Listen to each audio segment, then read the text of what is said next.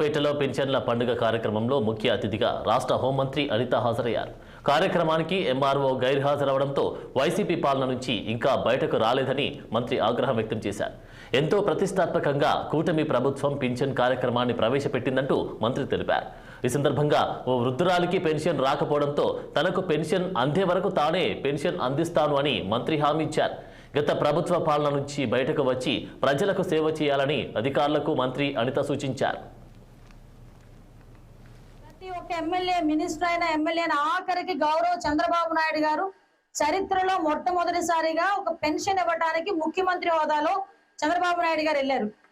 ఈరోజు పెనుపాక విలేజ్ లోకి అంటే ఒక చంద్రబాబు నాయుడు గారి స్థాయిలో ఒక సీఎం స్థాయిలో ఉన్న వ్యక్తి లబ్ధిదారులు ఎవరైతే ఉన్నారో పింఛన్దారులకి అక్కడికి వెళ్ళి ఒక భరోసాగా ఇవ్వాలని చెప్పి అంత ప్రతిష్టాత్మకంగా ఈ కార్యక్రమం తీసుకొని ఉదయం 6 గంటల నుంచి కూడా సెక్రటరియట్ స్టాఫ్ తీసుకొని ప్రతి గ్రామంలోని కూడా ప్రతి ఒక్క పెన్షన్దారులు కూడా ఇంటింటికి వెళ్ళి వాళ్ళందరికీ డబ్బులు పంపిణీ చేయాలని మా అందరికీ ఆర్డర్ చేశారు.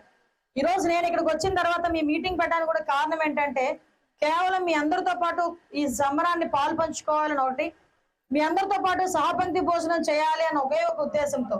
ఎందుకంటే మీ అందరితో పాటు నేను కుటుంబ సభ్యురాలు, మీరందరూ గెలిపిస్తేనే